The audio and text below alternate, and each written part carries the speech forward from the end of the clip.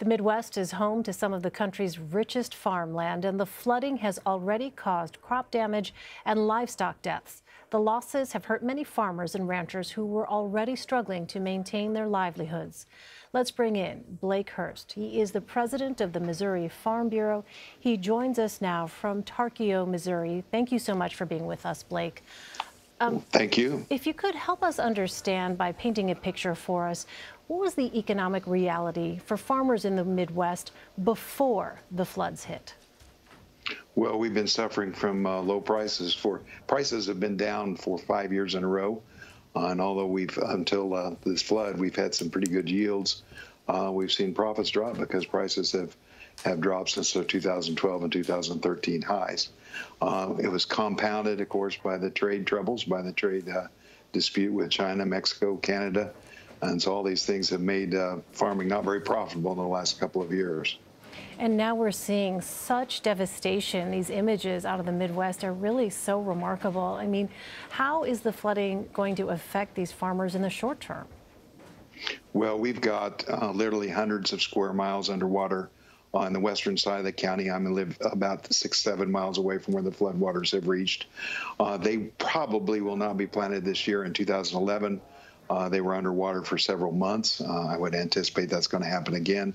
And we haven't even started to have the snow melt from the upper reaches of the Missouri. So all that water still has to come by here, and much of it will end up back in Hamburg and covering the cropland to our west.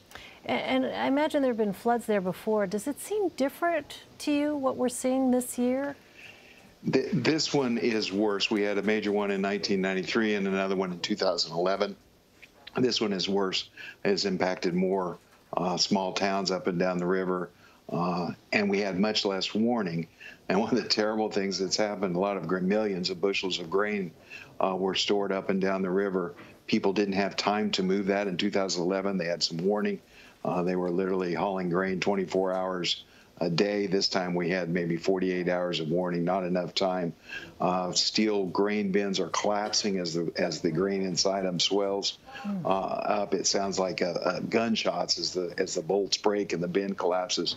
So millions of bushels of grain that won't be able to be salvaged. It's ruined. So I know folks are just in the middle of this still. Is there a sense of any kind of time frame for a recovery, if it's possible for farmers to recover at all? Well, we'll certainly see some farmers that will be in such dire financial straits that they probably won't be able to continue farming. It'll be months to recover the ground.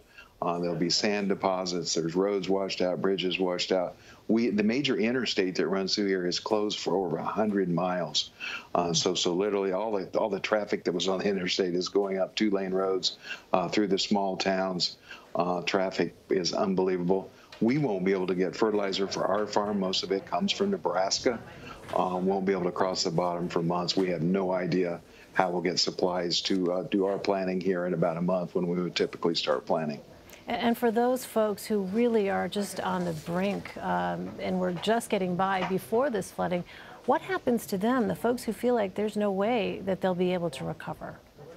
I tell you, it is a mental health problem. It's a depression is obviously going to result from this. I mean, people are you work so hard, you try so hard, you get a good crop last year, you get it in the bins. That's basically your bank account to finance your farm over the next year, and now it's all gone. And so it's a tremendous blow to the farmers up and down the Missouri River. And you know, folks are wondering as we continue to look at these just unbelievable pictures, is anything being done to help? Are there discussions about places where farmers can go to try and get some assistance? Well, we're obviously there's a program called the Emergency Conservation Program, which will help repair and replace some of the structures that were damaged. Farmers obviously have access to some mental health, and that will help. We'll see some emergency loans to help people get back on their feet, but it's going to be a long and very painful process. Blake Hurst, I know this is a very busy time for you. Blake, thanks so much for taking the time to talk to us. Thank you for being interested in what's happening to us.